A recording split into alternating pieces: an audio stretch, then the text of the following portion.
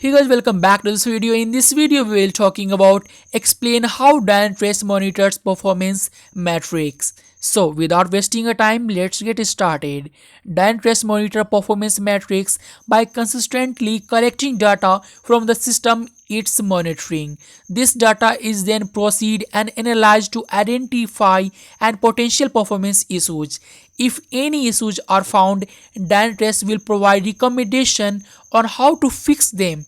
Dynatrace automatically discovers and monitors dynamic microservice workloads running inside containers on Kubernetes.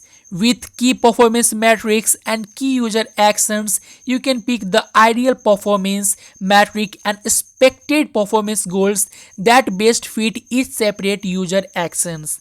Dynatrace key performance metrics enable you to respond to such variable conditions for each application and user action that you monitor. See how they are performing, how they communicate with each other, and immediately detect poorly performing microservice. So that's all from this video of how Dynatrace monitors performance metrics. Thank you guys.